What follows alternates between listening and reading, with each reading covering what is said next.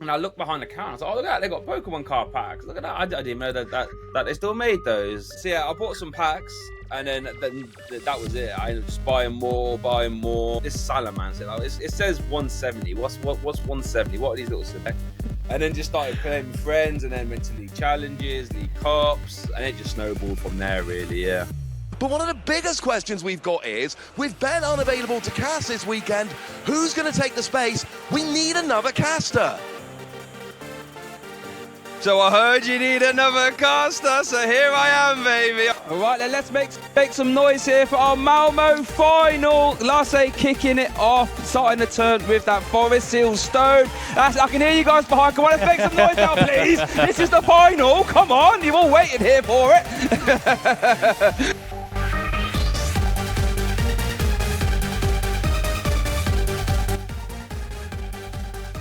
Hey everyone, welcome to the Skill Link podcast, where we chat and get to know passionate content creators, competitive players, and all voices who continue to make the Pokemon community incredible. And today's guest is a special one, brings you the latest and greatest on the Pokémon TCG, and you may have even seen or heard him on the big screen casting the actual tournament games themselves. And he's the guy that makes every match dynamic, informative, and most importantly, electric. It's our friend Shai Burton, BurtsPTCG. How are you doing, my friend? I'm not sure if you give me the right intro there, because I'm not sure what you're talking about. It can't be me, surely. that's way too kind. No way, man. There's no way. It's my alter ego. I don't know. It's not me, man. That's definitely awesome. Can't be, let alone me. But no, thanks for having me. I'm really excited to get on here and talk about everything Pokemon. Can't wait. Beautiful. Yeah, awesome. I love it. We love it, man. I was watching, just rewatched some of your videos as I was getting ready to watch you, and I was watching this top one that you, or one of these top ones was like the best 32 moments of my life, and I was just this is gonna be a party. When I was just getting really excited to have you on, because you were getting hyped about a bunch of things in the video, and I was just like, I mean, you got the 2024 predictions right with the View, with the View V, and a bunch of stuff. I was just like, you were dancing with Pikachu at a tournament. This is gonna be a bunch of fun, bro. So thanks again for joining us. Oh, no, thank you so much. I can't wait. Yeah, that was a fun little montage to put together, just all the moments from the 2023 season, and it ended up getting like half an hour long. I was like, oh my goodness, it was a good season. It was all good fun. It was a good season. I mean, there's a lot to cover. So, before we kind of hop more into specifically what you've been doing the last little bit, of course, want to get to know you a little bit as well. We see you've been to a ton of different countries and continents as a part of what you're doing. Just out of curiosity, what's been one of your favorite places to visit during your work travels? I think Brazil has to be high up there. Sao Paulo for LAIC. That cool. was like amazing. That was like the first time I ever left the continent to work for Pokemon, quote unquote. That was just amazing. Going to like such a different country, and it was so hot as well. I love the sun. It was like 40 degrees on some days. Was perfect for me.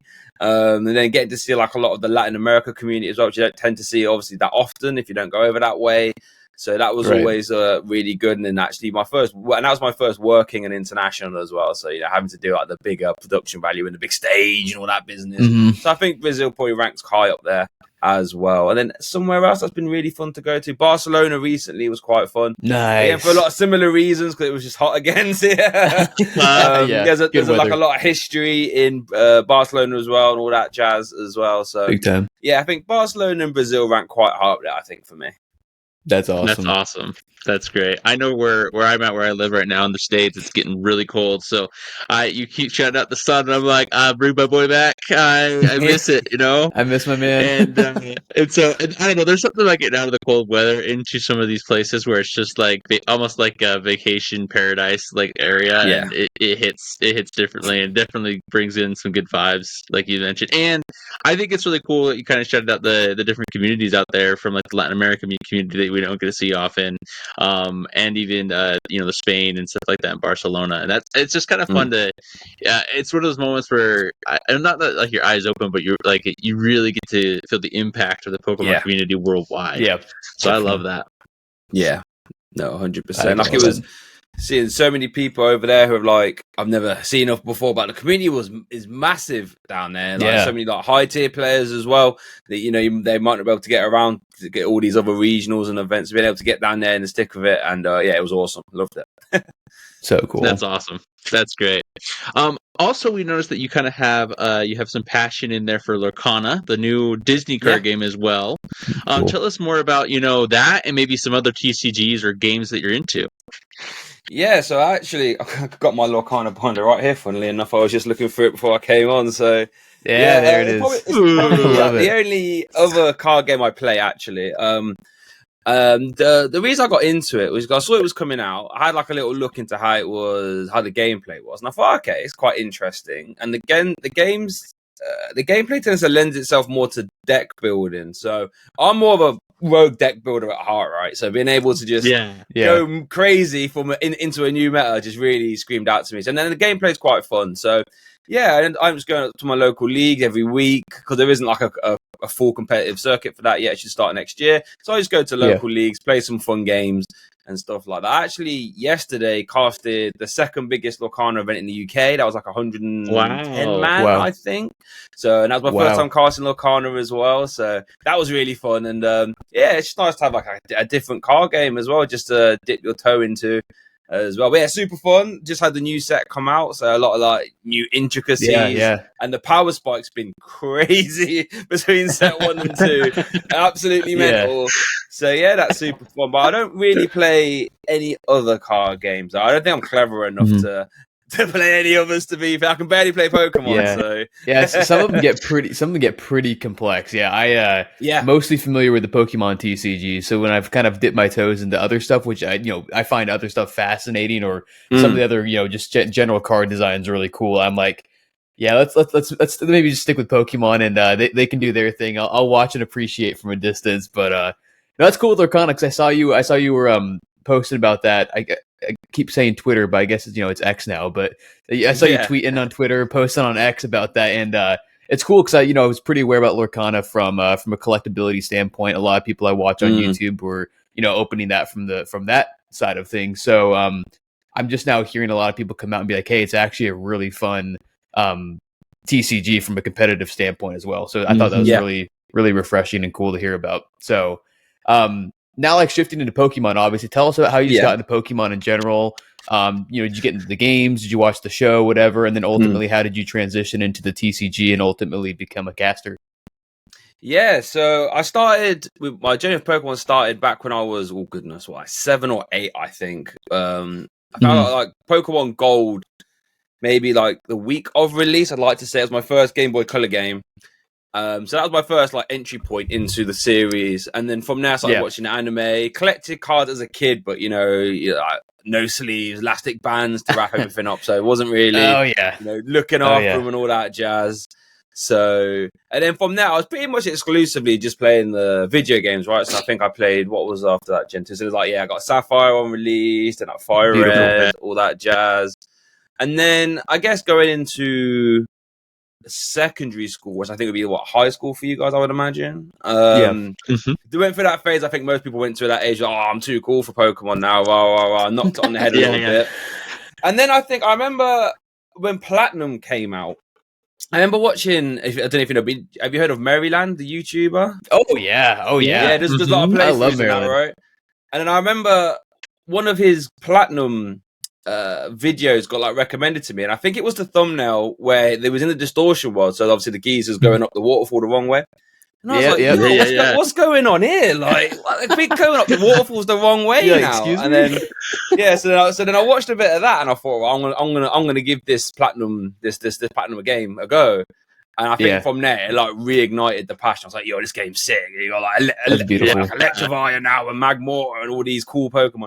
So then I got back in it from that, played all the video games all the way through. Yeah. But I didn't really get into the TCG until, I think the set was Dark Explorers. And what happened was, I was just walking through town centre with my friend, and he showed me this like shop. First time I've ever been introduced to like a hobby shop, right? It's like a chain in the UK called Forbidden Planet, and they sell like comics, like Harry Potter memorabilia, Lord of the Rings stuff, all that stuff. So we went in there, And I looked behind the counter. I was like, oh, look at that. They got Pokemon card packs. Look at that. I didn't know that they still made those. And I was like, yeah, let's just grab some. So I think it was like 3 for £10 a day, which is incredible value now.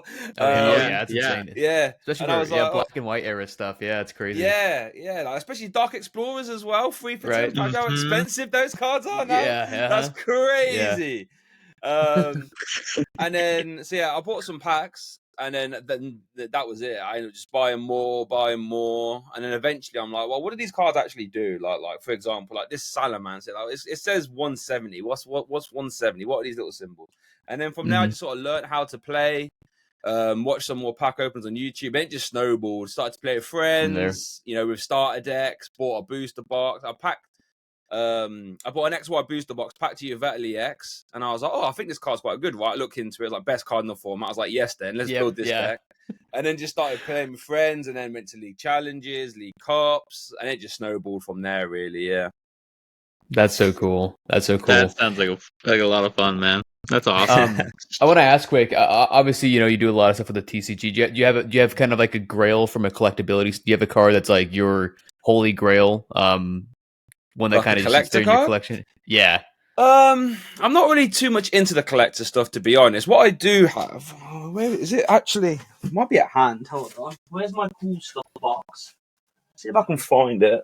I know you're good. You're good on this eventually, but I can't. It's probably going to be stashed away in a box somewhere. So, but what I like to do is every time I do well in an event with like a deck, I'll try to like grab a card from that deck and put it in this like small little binder with like a little note, like what the event was, what my placement was on the record. So I've got that dotted around somewhere. So it's like maybe cool. Like, I don't know, 50 cards deep. And I think that's probably the closest thing to a collector grail for me. So sometimes I just look back then, I'd be like, wow, in 2014 I was playing this jank deck and somehow I did well with it. And then all the memories come back and then I'm like, oh, wow, I remember that event. And that's where so-and-so did this, so-and-so did that. So yeah, that's probably my closest thing to a collector grail, I think. No, I love that. That's cool. So cool. That's great. That's a lot of fun. Now, also kind of getting into a little more deep on the tournament stuff, the casting. We're just kind of curious is how do you prepare before a tournament? So, like, if you're gonna, you're gonna be casting, you're gonna be seeing some interesting stuff. What are you studying up on? Is it strats? Is it anything that you want to make sure to call out? Like on the any interesting strategies? Like, what are you doing to prep for those kind of things? Yeah, so this is like if I know I'm going to cast an event, and I'm like, how do I prepare for it? Okay, I guess preparation is key, right? Because you don't want to be on a live camera and you're talking about stuff you have no clue about, freestyling. That sounds absolutely terrifying because chat are going to realise pretty quick that you're chatting rubbish. So I guess just playing the game obviously helps from the first standpoint. Like I'm quite lucky. My best friend Demetrius Eaton is currently #1 in the UK for CP right now. So having him on my doorstep to test is like amazing. So I can immediately see, how new cards and new decks work at the highest stages, right? So from there, just play a lot of games with him. So probably the first starting point. So I can see like, oh, this card doesn't really work because it loses to this, or all that stuff. And then from there, just consuming a lot of content. Limitless as a resource is amazing for just seeing, what decks have done well at what events. You can sort of start to predict trends as well. So you think, I don't know, if Mew did really well at this event, chances are Spirit Tombs might pop up. So that might inadvertently catch some block Snorlax as well. So you're sort of trying to, meta game in your head a little bit. But quite honestly, I don't know what part it is in my brain, but my TCG trivia brain is so good. I can just remember cards instantly. I can remember ability names, attack names, what they do. I don't know how this is. I wish I could apply this to other aspects of life, so where I could monetize it a bit better. But so having a real good memory for that sort of stuff. And because I've played for like 10 years now, you can just tell when cards are going to be good or what decks are going to be good. And you can sort of meta game. Like when I did for Lille, the Mew with an Avery caster pick, it ends up winning the whole thing. You can just sort of spot trends. And then for LIC, when I said Gardevoir would win and I got 3 in top 8, so I wasn't far off. Like, just being in and around the game a lot obviously helps. And then chatting to friends, a lot of group chats, how do you think this is going to do? How do you think that's going to do? Why are you playing this? Rah, rah, rah. So just a lot of preparation time and just being in and around the game helps. Yeah. That's awesome. I know when I'm for example, like if I'm watching like a like a basketball game or whatever, and Yes. the guy I'm listening to is able to kind of whip out stats or player names or a game from a while ago and reference stuff. I find that compelling because I'm like, this guy knows his stuff. It's informative for me. It helps me to contextualize what I'm watching right now, in 2023. So, from that standpoint, watching some of the stuff, it's been fun the last little bit, me getting more into watching some higher level tournaments and stuff like that. To see people be like, hey, we've seen this kind of card before, with this Pokemon from this set and this ability. And I'm like, oh yeah, that's right. And it's really cool to kind of help me contextualize it. And then, like you said, it's like we've maybe seen this before. So that means we kind of know what to maybe expect from it, what kind of counters we can maybe see with it, what's going to be kind of run alongside it. And it's really cool. So I think that's part of what makes, I think, you so fun to listen to and what makes a really successful person who's casting. And with all that, obviously, you have, it's clear you have a ton of experience. You have a ton of knowledge with all this. What's the craziest thing that you've seen at a tournament? Whether that's a crazy match, a strat that comes out of left field, maybe something that just kind of happened at the event. Anything that kind of comes to mind? I think the first story that comes to mind, I'll try and come up with another one as well, but this was EUIC 2022, where I ended up getting top 128, I think. I went 6-3, so top 128. But in my last round, it was winning in for points. So if one of us lose, we don't get our points, right? So we're both playing quite serious. And my opponent, I was playing Mew VMAX, and my opponent was playing Arc Duraludon. So I was quite comfortable with that matchup. So when he flipped over Duraludon, I was like, okay, I should win this. So I win game one. And in game two, I was like off to a super slow start, and I was in the trenches a little bit. So I'm just looking at my hand. I like do something. I think I just pass. I leave a Mew being yacked. I've got no energy. So I'm just looking at my hand, thinking, what am I going to do next turn? I can like draw one card here. I'm in trouble. And then my opponent, as I'm looking at my hand like this, not even looking at my opponent, he just goes, "Oh, we need a judge." And I'm like, "Why? What's going on? Like, what I'm actually not doing anything. What do you mean?" And he's holding a card to me like this, right? Just holding the card to me like this. And he just goes, "I've top decked off your deck." And I'm like, "How have you done that? Wait, what?" What? Yeah, so, sorry, the card was facing him, the sleeve was facing me, sorry. So it was like this. So he could see what it was. And I'm like, and to be fair, we did have the same sleeves. It was actually these Pink Diamond Dragon Shield. And I'm like, well, how have you done that then? And he goes, "I don't know. For some reason, I just took a card from your deck." And I'm like, I don't know what to do here because... like, I've never heard of this before. How have you got my card? So we ended up calling over a judge because it's like, I don't think this is something that we should resolve ourselves just in case. There were players around as well. So I was like, let's call a judge over. So the judge comes over and looks flabbergasted as well. He was like, how are you? How have you done that then? And it ended up being like a double prize penalty as well. For my opponent, I should say. I got a warning as well. I'm like, what am I meant to stop him? Like, what was I supposed to do about that? Yeah. What was I supposed to do about that? Yeah. But anyway, I got a warning. He got a double prize loss, and then ended up shuffling my deck. So it was reveal the card, shuffle the deck. So, and then unfortunately for him, the card that it was awful in that scenario. And then he shuffled it. I got a really good card, and I was straight up to the races, and then ended up beating on from there. Yeah, and I was like, oh, sorry about that, mate. You're like, I'm sorry. Yeah. So it was really just you guys using the exact same sleeves, and he just got confused or whatever. Yeah, no, I think that's exactly what it was. We both had the same sleeves, and he, for some reason, just reached over. But stuff like that can happen when you're like trying to concentrate so much, and you're thinking like five turns ahead. So you just have a little, brain fart. And, no, that's not what I don't play that card. How's that happen? Yeah, you're like, I don't remember putting this in my deck. Yeah. Yeah, so that's probably the funniest story I think I have because it probably would have been even funnier if you didn't say anything and didn't realize it, and all of a sudden he plays the card and you're like, "Why are you? How are you playing my card?" You're like, "Where'd that come from, man?" Yeah, but wow, you play that? Damn, I did not expect that. Fair enough. You're like, wow, you're good. Yeah, you're really good. That's a card I hadn't even seen before. So nice. That's awesome. I love also that the judge themselves were just like, what? Like, how did you guys do that? Yeah. So it took about, I'd say, 12 to 15 minutes to get a full resolution because I don't think in the rule book it doesn't say like opponent top decks from other players' deck. I don't think that's a a clause in there. They had to try and use overrulings for getting. I think the exact terminology was gained gain knowledge of opponent's deck sort of unlawfully, right? Because technically they looked at my card and they knew what I was going to top deck. So I think that was the umbrella, but it was just I was like, wow, that's a really strange one. Yeah, right. That's awesome. All right, so kind of getting more into your content as well. We noticed that recently you released a video on the forgotten archetypes of the TCG.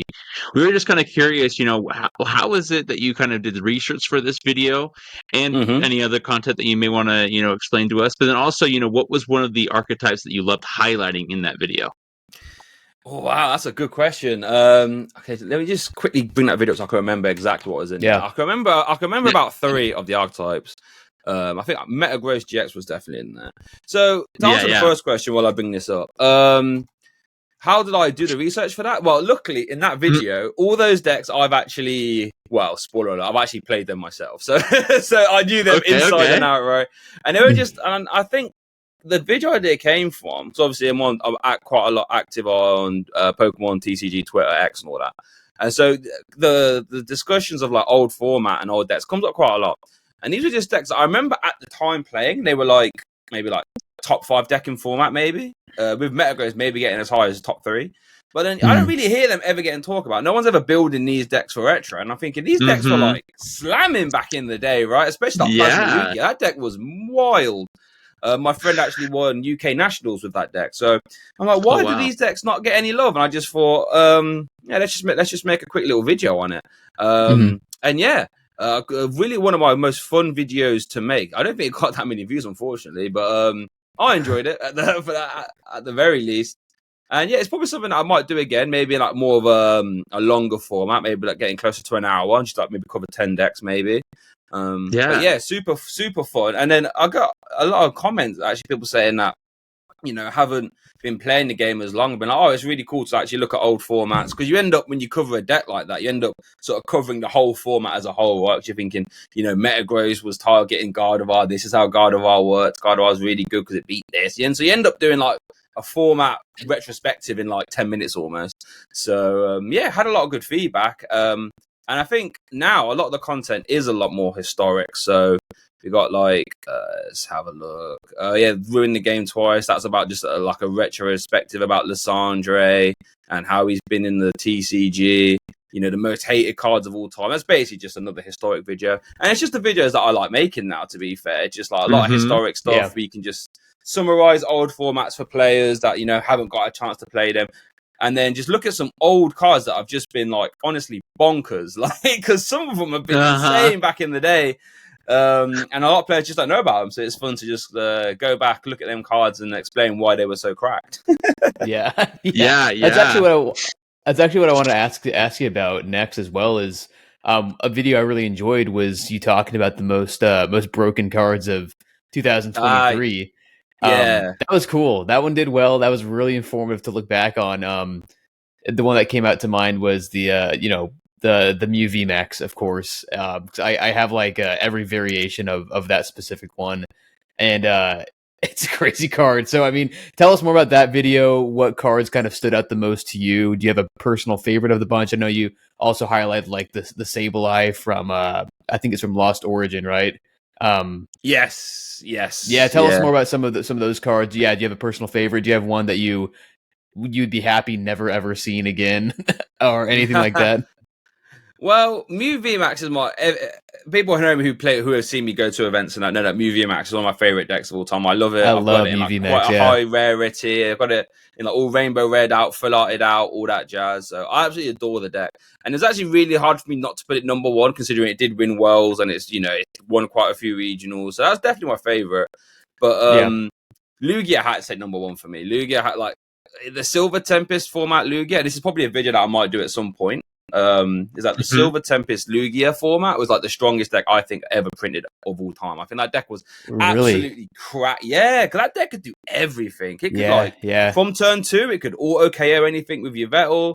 It could bench snipe with Amazing Rare Raikou. It could take extra prizes with Stoutland. It could take one shots of Lugia V. The deck could do everything, in my opinion. Yeah. And back then, if you were going to an event, you either played Lugia or you played a deck that beat it. There was no reason to play anything else. So Lugia had to go number one. That's cool.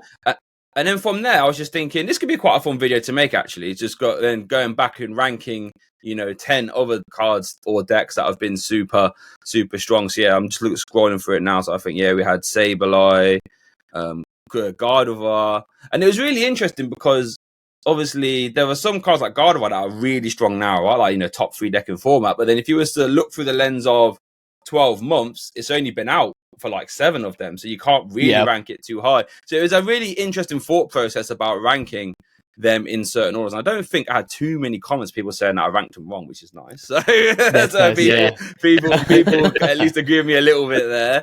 So, but yeah, it's just super fun exercise that hopefully, in a few years' time, people might go back and think, I wonder what 2023 was like. And then again, they have that sort of that format retrospective where they can look at these cards and see how they were. That's cool. Yeah, I love it. I love it. Kind of like with this and with the previous question too. I kind of love the passion that you kind of shouted out, where you're saying that you're kind of starting to kind of get into these like archival information kind of content creation as well. Because I feel like, especially for people who are new to the scene of the TCG, like they won't understand 100% like why these decks mean so much to so many people. What it is that made these cards so broken. What it is that made these cards so crucial to the meta, right? Like Lugia being such a monster in the scene. And it's just like it makes it so that everybody has access to the past of the TCG as well as looking forward to the future, to what can come and what possibilities there are. Because unfortunately, sometimes you don't always get to see these decks in tournament style play anymore, because of formats and things like that. And so it can kind of also give people access to maybe seeing, hey, if we just want to play at home or something, I just want to see how this deck worked or whatever, right? And can kind of give them access to those points of play as well. Yeah, that sounds bang on. And I think one of the main reasons I started pivoting towards historic stuff, so I actually find myself watching a lot of like old Yu-Gi-Oh content. I don't play Lugia. I played it a little bit back in the day. But I found myself like watching a lot of that content. I was just like, no one's really doing this Pokemon. And so I made a couple of videos and they got good views. I was like, let's just keep running with this really. So like if I find myself watching videos about 2004 Yu-Gi-Oh, I'm sure there'll be people that want to do the same for Pokemon. So I was just like, let's just run with it, exactly. See what happens. And it's going down quite well. So that's good awesome. fun. That's awesome. I love it. So kind of getting into the future now, as we've talked about the past a little bit. What are some of what's something that you're looking forward to most in 2024? Any insights you have? Any predictions? Because it's also going to be a pretty fun season. Yeah, so in the next calendar year, we get A-Specs cards back in our next set. A-Specs were like they were like a style, a classification of card that was around when I first started playing, actually, so like 2010. And we're getting them back now. So that's going to be really cool to see how they're reintegrated back into the format. So that's probably the first thing. But then just see, how the format pans out, how the new sets will be. We're going to have new sets soon. Seeing how the new DLC Pokemon, eventually how we'll get them in card form. It's always a fun time to see, how they take Pokemon we've only ever seen in the video game and how they translate them through cards. Always a fun time as well. And just getting to cast and do more events, really. That's the thing I look forward to the most. I enjoy casting the most. Is something I super enjoy doing. I want to try and do as much as possible. So hopefully getting to do a lot more of that. And just seeing all the new stuff and hopefully getting to cast and talk about it, really. That's probably the things I'm looking forward to the most, For sure. That's going to be a lot of fun. I'm kind of curious, like kind of the behind the scenes of the casting side, just because I always think you guys look like you're having so much fun, and it looks like that obviously are very informed on the game and everything like that. Just kind of curious, how does that dynamic work behind the scenes? Like, are you guys, when you're not casting, hanging out outside, like, let's say in Brazil, going to do stuff, like what does that kind of look like? I'm just kind of curious. Yeah, so a lot of the time when we're like sort of not at the venue, we are like all chilling together, sometimes playing games or so I like watching the VGC casters play VGC. That was quite fun. I did that quite a lot in Brazil. I think I was chilling with was it Joseph Ugarte, I think it's pronounced. I was chilling with him and Sierra, and I was actually playing some Showdown with him. That was quite fun. I actually got down to one Pokemon left in a random battle. I was like, Joe, you can't let me beat you now. You can't let that happen. That's incredible. That's awesome. Yeah, I was giving it a lot of smack talk, but he did beat me in the end. I was like, oh, God, man. But I've got the screenshot on my phone. Like, that is Joe. He has one Pokemon left. So, yeah, we end up just chilling a lot of the time. I guess it happens a lot, though, whenever you have a lot of Pokemon fans in one room or one place or one hotel. You are just going to end up just talking, chatting, playing Pokemon. Oh, yeah. A lot of the times as well, you end up just like chilling with some of the players in the event as well. Like I said, my friend Dimitri Seaton, he goes to pretty much all the events. So any event I'm casting, he's normally there, so I can just chill with him. Sometimes we'll go see the sites as well. Like, for example, in Brazil or when we went to Barcelona, managed to get out a little bit and see some of the sites as well. Because obviously, first time in South America, you want to try and go out and see some of the stuff as well. So so when we're not live, we are sort of chilling. Sometimes just watching the stream as well. For example, like if you're on your break stream, you might have to do the interview afterwards for the winner, so you have to end up watching the stream anyway. So you'll just be sitting there watching the stream, taking notes. So, but yeah, it was like a good little family, all the casters. We all chat to each other, like the VGC casters, chat to the Go casters, we chat to the TCG casters. Like we all know each other and all that jazz as well. So that's really cool. A big fun community. That's cool. That's a lot of fun. That's really, really cool.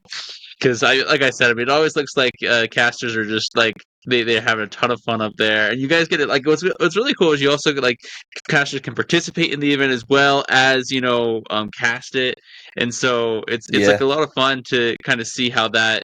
Like it's kind of like an interesting dynamic where the players, where the fans of the franchise, like get that like interaction with the both ends of the players and also the people who are kind of showing off the event, making sure that it's it's like presenting it in such a cool light. So that's just really fun. That's awesome.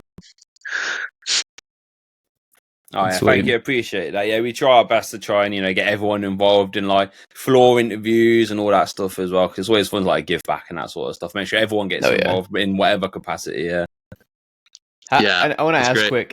How do you feel after because I'm sure you're casting hours and hours and dozens of games. How does your head feel? How do you feel after a nice long weekend of expending a lot of energy doing that?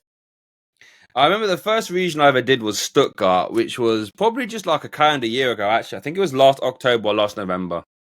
And I remember afterwards I got home. So I flew back on the Monday did I fly back on the Sunday for Stuttgart? No, I did. I flew back on the Sunday actually. So straight after the final, went pretty much straight to the airport, flew back.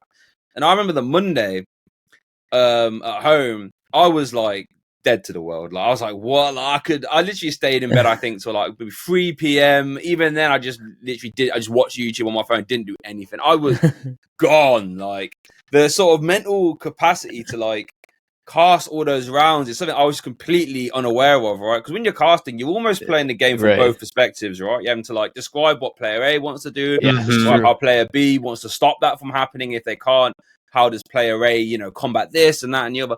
So I just wasn't ready for that at all. But now I think for a region at least, I'm a lot more used to that. Now I think I've adapted to how, the mental strain of casting 2 days.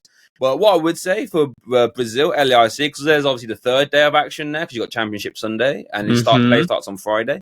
I was pretty much in the same boat, but I took 2 days out to just relax and got like my own little hotel at this resort just to relax. Yeah. But those 2 days, I was just in the sun, by the pool, doing a whole lot of nothing. I was like, I'm just dead to the world. I'm just going to relax, get in the sun. Turn my brain off. Exactly. Turn my brain off and just watch some YouTube and stuff on my phone and do a whole lot of nothing. Because, there is a lot of mental exhaustion there at the end for sure. Certainly. That makes sense. That's cool, awesome. Though. The dedication, though, to his mad respect. Big time. Oh, thank you. I appreciate that. Thank you. Kind of shifting gears a little bit as we start to wrap things up. We have 2 more sections for you. We have kind of like we always do a rapid fire round and then a shower thoughts round. So for rapid fire round, these are just kind of some quick questions. Don't necessarily have to do with the TCG, but of course they'll have to do with Pokemon as usual. And then just off the top of your head, fire off the hip. What's the first thing that comes to your mind when we ask this for you? So we got a few, kind of fun. My first rapid fire question is, what is your favorite Pokemon type, and which Pokemon in that type is your favorite? Oh, it's definitely fighting type. It's always has been. I just love just big damage all the time. I go to the gym quite a lot as well, so I think it just there you go. A lot of people that go to the gym a lot tend to like fighting type. It just tends to be how it goes. And then my favorite fighting type is single strike Urshifu. The reason for that is when I was a kid, all the way back when I said I was playing Pokemon Gold, I always wanted there to be like a cool fighting type legendary, and we never really got one. Even when like Keldeo and Terrakion, I was like, well, they're not really fighting types. Like Terrakion could just be a rock around, like you wouldn't really know. And then Urshifu came out, I was like, that right there is my That's a true fighting type. That is a true fighting type. So I have to make this my favorite Pokemon. I'll be a fool not to. So I was like, yep. That is my favorite Pokemon there. So single strike Urshifu. I love that. Definitely. I mean, it doesn't get much cooler than a massive 8-foot bear doing kung fu. I mean, that's pretty sweet. So exactly, like that wicked blow animation from Sword and Shield, where he my gosh, punches them, shatters the screen, and sends them flying back. I was like, this is a bit of me. I need that in my life. He's the one. Yeah, you're right. We never really got a true fighting legendary, because even though Keldeo and Terrakion are technically fighting types, I mean, they don't really give off the classic fighting type vibes, right? So that's cool. I think that's a really good one. I love it. All right, the next rapid fire question we have for you is your favorite regional form that can be out of Alolan, Galarian, or Paldean forms. Probably Galarian Moltres. Have I got? Oh, I have got my plush there actually. Yeah, kill them. Yeah. Ooh, yeah. Galarian Moltres, because just look at the colors on beautiful. That. Like, come on, like that is just a bit of me. Like, I just love it. I just love how majestic it looks in the game. How it just flies away from you. And the cards, the card artwork on them are insane as well. Yeah, from Chilling Reign. Yes, exactly. Even like the regular art, the full art, and obviously the alt art. Obviously, gorgeous. Like, all three of them, I think, in my opinion, are beautiful. Amazing. And even the trainer gallery one from Brilliant Stars, but you have like the trainer in there as well. Oh, right, Every single card is amazing. So definitely Galarian Moltres, just because it looks like an absolute beast. I felt like regular Moltres like just never got the love, and Galarian Moltres was able to like really bring that back in, and it was just like, I agree with you. I think that's out of my new favorites. I do really feel like the new Galarian Zapdos is a good representation for fighting type 2, but like I love that one. But I do think that Galarian Moltres is probably my favorite of those three legendaries. It's such a good vibe. And I mean, it's got a cool ability. It's got a great signature move, like in game. And then I mean, it's just fun. It's a great style. So that's an awesome choice. It's also got probably one of the best shiny sprites. It's so obviously the normal Galarian Moltres is the black and red. It's shiny. It's literally just Moltres' colors. So it's got like the yellow body and then the orange and everything. It's pretty cool, Galarian Shiny Moltres, you look it up. Yeah, it's pretty sweet, man. Cool. Yeah, that's a good one. Yeah, and look, they did a good job with those. I like when they do a new spin on an old Pokemon. So we love asking that question about the different forms and stuff like that. So nice. Alrighty, so my next rapid fire one for you is what's your favorite legendary, and maybe your most underrated legendary, one that could use some more love in the future, whether they get like a special illustration card in Scarlet and Violet, something like that. He knows right away. All the plushies over here. So my favorite underrated legendary, in my opinion, this little love Meloetta. Okay. Love Meloetta so much, mainly because of the card, right? It was really playable in Mew VMAX Meloetta, and it was my favorite part of the deck. So ever since then, I've just loved Meloetta. You don't really see Meloetta cutting about too much. Like, I think there's only been one card for this form, I think. And there's been like maybe 3 of that one. You never really hear too much about Meloetta. So Meloetta's one of my favorite underrated legendary. And I guess my favorite legendary that's not Meloetta or Moltres or Urshifu, I guess, actually. Who would that be? That's a very interesting question, actually. Favorite? Maybe Groudon. Primal Groudon's up there. That's just a big geezer. I love that. Just a big. And that deck as well, that probably could have made it into the Forgotten Archives picture, actually. But Primal Groudon was just such a unique play style. It basically had this sort of ability where your opponent's trainers wouldn't work on it, right? So if it was on the bench, your opponent couldn't boss his orders it, for example. So it would just sit there on the bench, and you would just slowly power it up. So it needed 4 energy to attack. but when it would attack, it would literally just one-shot whatever's in its way. So you would just sit there and just power it up slowly. Your opponent couldn't do a thing about it, and it would just come up and it would just start slapping them. There's nothing they could do about it. It was so unique, and I think from there, Primal Groudon got a lot of respect for me. So I'll go Primal Groudon. That's awesome. Primal Groudon. That's awesome. There's a part 2 video for you right there. Those forgotten. Yeah, that's definitely going to be in the part 2 for sure. Yeah. I'm looking at it. Yeah, Meloetta only has had, let's see, what is this? 1, 2, 3, 4 cards since. Wow. It had the full art and legendary treasures, right? The Meloetta EX. Yes. There's one in Fusion Strike. Yep. There was one in Unified Minds, Lost Thunder, and then in Breakthrough. And two of each form, it looks like. But yeah, I mean, not too many though. I mean, really, yeah. Because when it actually came out in Gen 5, it looks like it got quite a few in Gen 5. There's a promo. There's one in Boundaries Crossed. But I mean, yeah, other than that, we haven't seen it too often lately. I think you can make a really cool special illustration rare out of Meloetta. I'm sure they can do something crazy with that. So that's awesome. Yeah. I think you're correct. Cool. Let's get some Meloetta love. Come on. Let's hear it. Excellent choices for those. Now we're going to transition into our shower thoughts round. So this is basically kind of like, like we said, it's not necessarily always TCG related, but this is like the larger Pokemon universe as a whole. Just those deep, Pokemon thoughts that we have, when we throughout the day, in the shower, whatever we're doing. The first one I have for you is, if you could design the art on a card, what would the Pokemon be, and which TCG eras would you reference, etc.?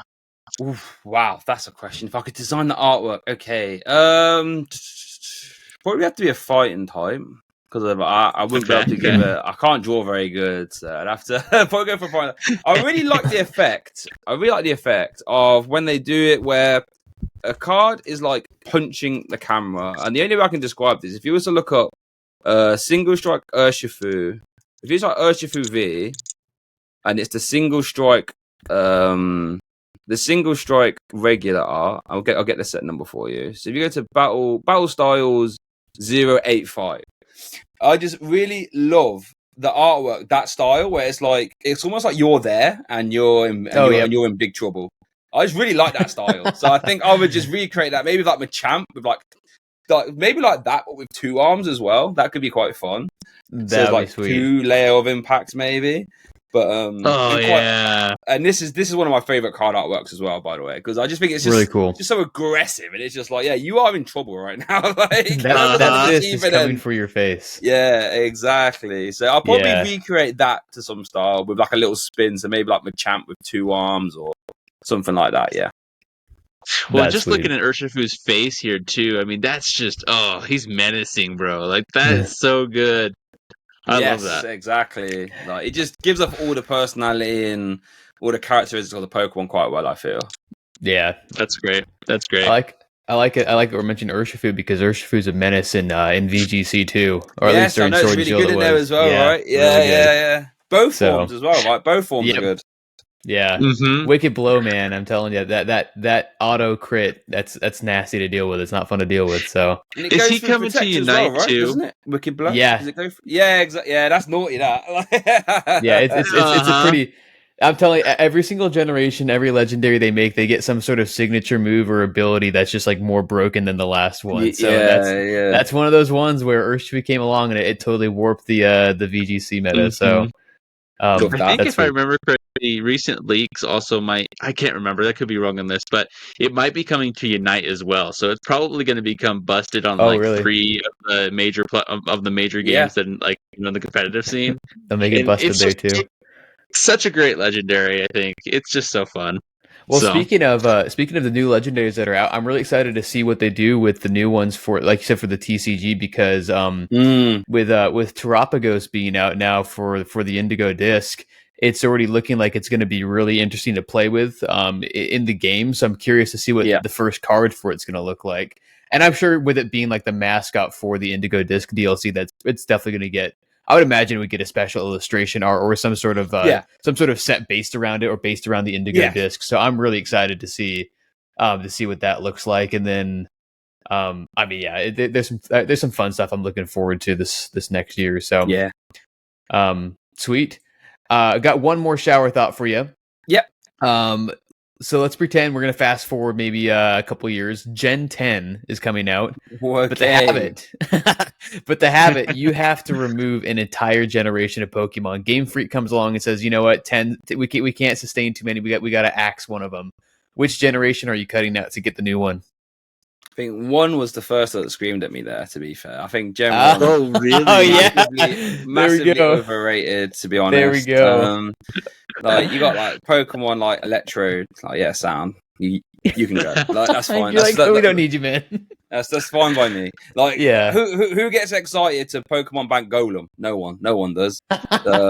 So keep it, or Fearow, or Pidgeot even. Like, no, I reckon we can get rid of Gen 1. Gen 2 wasn't much better, to be honest, but Gen 2, I think, added some cool, evolutions like Scizor and stuff like this, right? So I reckon Gen 2 can stay. So I think Gen 1 for me gets the axe, keep it moving, and then we can get some cool new Gen 10 mons. We've run out of that. It's funny you say that, because some people will complain about newer Pokemon designs, which is too bad, because there are some really banger designs the last few generations. Some good ones. So people will say that, and then I'll be like, well, I mean, then there's like Seal or Dugong from Gen 1, and I'm like, it's a seal. There's nothing to say, nothing like, or like Seeking. Like, I love Seeking, but it's a fish, right? It's just a fish. Or when people are like, I remember when Black and White came out, Gen 5, and people are like, oh, these designs are ridiculous. Like Trubbish and Clink and Clean, that entire line. I'm like, you realize Gen 1 had a Pokeball or a magnet as a Pokemon design. I'm like, it happens. Everyone gets attached to their generation. Every gen has good designs and bad designs. Just love what you love. And I mean, it's too bad, because there have been some good ones that I think people miss out on, some really awesome Pokemon the last few generations. So, yeah, I agree 100%. Like, how is Kling Clang any different to Magneton and Magnemite? Like, it's the same thing. It's the exact same thing. Yeah. It literally is. It pretty much is. Yeah, you evolve and you get more gears, or you get more magnets on you, whatever it is. Exactly. Yeah. The Pokemon evolutions where when they evolve and all they get is just more of what they had in the form before, those always make me laugh. It's just like bigger or more of whatever it was. Yes. Yeah. So Doug Trio and like Wug Trio are probably like the weirdest ones of like, just like, what is this? Is like one, and you've always had the question, is it like a one singular entity, or is it like three individuals just joining up for a party? I know. Yes, exactly. Yeah, that's an interesting one. Like, where have these other two come from? Like, are you all we need the linked lore down on that. there, or we'll never know. Do you have what is your favorite Gen 1 design Pokemon? Do you have a couple that do stand out that you would keep around, or give a new Gen 10 variant form for, that you think would need some more love? I like Pinsir, but Pinsir already had Mega, so can't really get much. Let's have a think what we got. I have a soft spot for Butterfree for some reason. Don't know why. I just think it's cool Pokemon. Great. It's a cool Pokemon. I think it's one of the better sort of like first grass 2-stage evolution. I think Beedrill's quite cool as well, but again, Beedrill got a Mega. Yeah. So I think Gen 1, I think Sandslash is pretty cool, actually. Sandslash does not get that much love. I think it's a cool design. I guess it got an Alolan form, but it was basically just ice. It's like the same thing, but ice. Yeah. Maybe I'd have a little Sandslash rework, maybe. Sandslash, good. That's a good one. I love that. Nice. I love that. Before we get wrapping up here, I actually had a question real quick that I wanted to ask you. After this, we'll probably get into some final little wrap up moments, but I just had this come to my mind. I was curious, so if let's say someone wanted to get into casting, like, what would you suggest that they could do to kind of get, prep for that, or get going into that? Because that's one of those things where I feel like you don't, like, I've always kind of idolized and seen you guys be like, how do you do that? That's kind of just cool. Like, so what are some things that, you could suggest to someone to kind of, if they're looking to maybe wanting to get into that for even just for a little bit, like, what could they do? Yeah, so I think I was quite lucky that I just happened to be in the right place at the right time when I wanted to start streaming the European events, because before then it was just all like from Limitless, which was obviously, community based. So I managed to get in with a couple Limitless streams before the TPCR were looking to stream. So I think that just put me quite high up on the when we need new casters, we can get him list, right? So if you just think about, if you want to try and get on that list of where people like TPCI know who you are and they think you could be good on broadcast, all you have to do is just try and, I guess, prove to them that you would be good on broadcast. So you could do, like, you can stream like League Cups, for example, or was it mid-season showdowns, I think, for VGC. See if you can get involved with some of those streams at the lowest level. Get like your highlights, put them on YouTube, share them on Twitter, all that jazz. Just make a lot of noise, basically. That's what I just made a lot of noise. I was just shout over, shout like, look, I've casted this, I make these videos, I know the meta, do this, that, and the other. And just try and get on their radar, really. So you have to sort of, as long as you can prove that you'd be good on the broadcast, you'd be entertaining. Because a lot of people think it's just, do you know the game well? And someone that knows the game, like a good player, might not necessarily be a good caster. The skill set is very different, right? So try and work on stuff like camera presence, work on stuff like when you're talking, try not to, leave big gaps or think too much, just one of the best things I did, funny enough, because I was always going to be a bit more of a personality commentator than like a sort of super analytical one. So even just watching stuff like, sports commentators, like I love basketball, it's my favorite sport. So I watch a lot of basketball games, and the commentary in basketball is really unique. They have a lot of like color, they have a lot of personality. You got Shaq, Charles Barkley, all that stuff, right? Yeah. You know what I mean? Or like even from like the press shows, like Stephen A and Shannon Sharp, right? So even just getting inspiration from other places, because it's still broadcast, right? It's the same thing. So you just pull your inspiration to sort of put together a unique presence on camera. And I promise, if you make enough noise and the content's good enough, TPCI will be at least watching, right? And hopefully at some point they'll just contact you, because there is no like sort of application process, unfortunately. You do just have to sort of be at the right place at the right time. But there are plenty of examples like myself, Pumpkin Amy's another one, Ethan Heggie, who have all just been content creators first, who have recently been called up. Table One as well, actually, Foster Caribou, like there's loads. So as long as you put out good content, it's entertaining. They will be watching, and just gotta hope at some point that you get the call up. Frosted Caribou is when I noticed that she was just doing her thing for a while, and then all of a sudden she was doing official events. So that's cool. It's funny you mentioned that with I'm a big basketball guy as well. It's funny. Nice.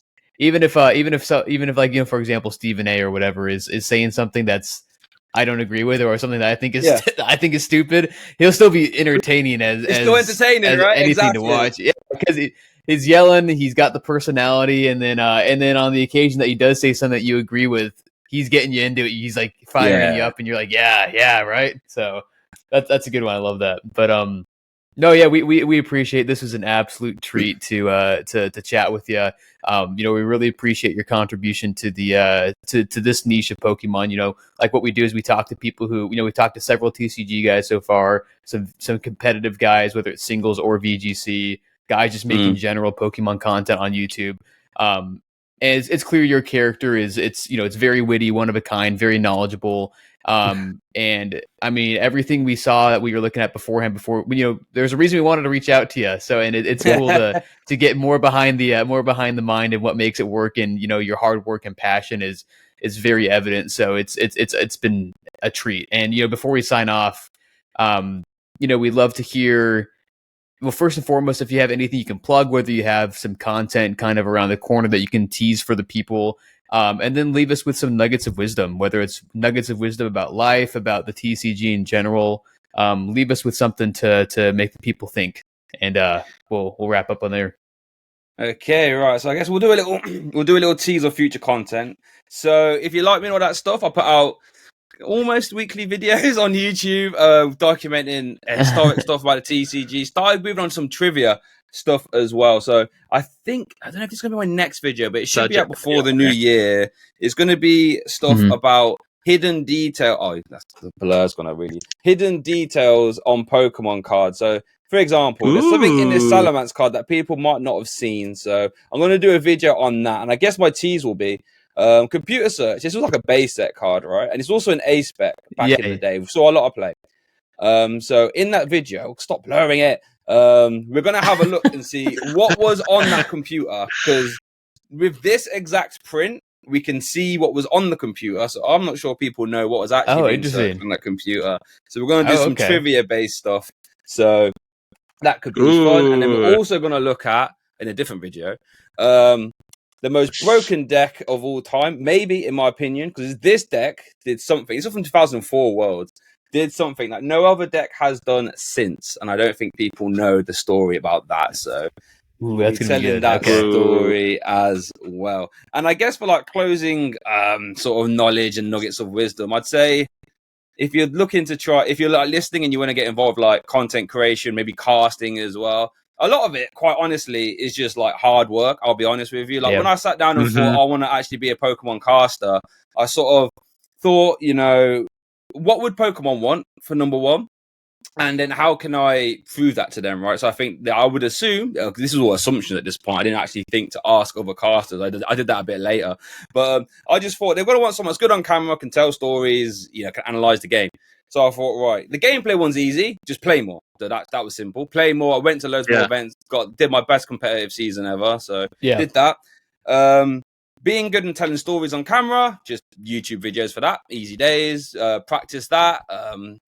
And then the other one, I thought, what was the other one now? Being good on camera. But either way, so I was just thinking, how can I put the best package forward for TPCI? So once I had that criteria, a lot of people can like think that themselves, right? It's easy to do. You think, I'll just work on being good on camera.